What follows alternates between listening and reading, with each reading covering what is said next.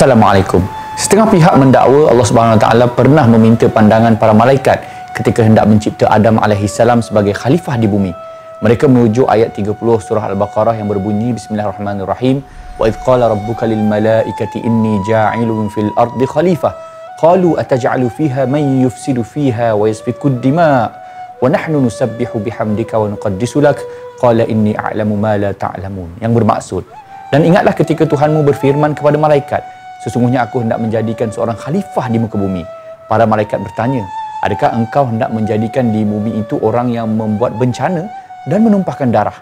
Sedangkan kami sentiasa bertasbih, memuji dan mensucikanmu. Allah menjawab, sesungguhnya aku mengetahui akan apa yang kamu tidak ketahui. Benarkah Allah meminta pandangan malaikatnya? Jawapannya, tentulah tidak, kerana meminta pandangan hanya dilakukan oleh orang yang tidak tahu sesuatu masa hadapan. Sedangkan ilmu Allah meliputi hal-hal yang akan berlaku. Dalam episod ini, mari kita fahami isu ini melalui 3 nota pencerahan. Yang pertama, ayat ini sebenarnya menceritakan Allah memberitahu para malaikat tentang perlantikan khalifah di bumi.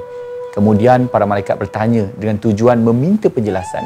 Dan Allah menjelaskan bahawa dia lebih mengetahui hikmah dan kebaikan di sebalik penciptaan tersebut. Dakwaan Allah meminta pandangan malaikat adalah tidak tepat kerana perbincangan dan dialog hanya berlaku di antara dua pihak yang sama taraf, seperti mana manusia dengan manusia. Dan ini tentunya tidak berlaku di antara Tuhan yang Maha Agung dengan makhluk ciptaannya. Ini kerana Tuhan bebas menentukan sesuatu dengan kebijaksanaannya tanpa berbincang dengan mana-mana pihak. Yang kedua, ayat ini juga bukan bermaksud Allah meminta pandangan dari malaikat sebelum melantik Adam dan keturunannya sebagai khalifah di bumi. Ini kerana perbuatan meminta pandangan hanyalah dilakukan oleh pihak yang tidak mengetahui tentang baik dan buruk sesuatu perkara. Lalu ia lakukan tinjauan dengan meminta pandangan dari pihak yang lain. Hal ini sama sekali tidak berlaku kepada Allah Subhanahu Wa Taala kerana Allah mempunyai pengetahuan yang sempurna. Dia mengetahui akan sesuatu secara terperinci sebelum wujudnya perkara tersebut. Mengatakan Allah meminta pandangan dari malaikat bererti mendakwa ada perkara yang tersembunyi dari pengetahuan Allah Subhanahu Wa Taala. Dan ini adalah sifat mustahil ke atas Allah, Tuhan yang pengetahuannya meliputi segala sesuatu. Yang ketiga, persoalan yang malaikat timbulkan iaitu adakah engkau hendak menjadikan di bumi ini orang yang membuat bencana dan menumpahkan darah? Bukanlah bermaksud malaikat membantah ketetapan Allah, tetapi ia adalah pertanyaan untuk meminta penjelasan di sebalik ketetapan tersebut.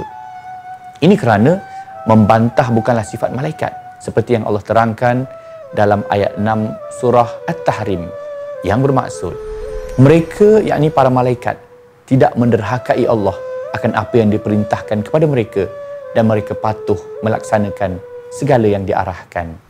Demikianlah antara kaedah memahami hubungan di antara Allah dengan makhluk ciptaannya.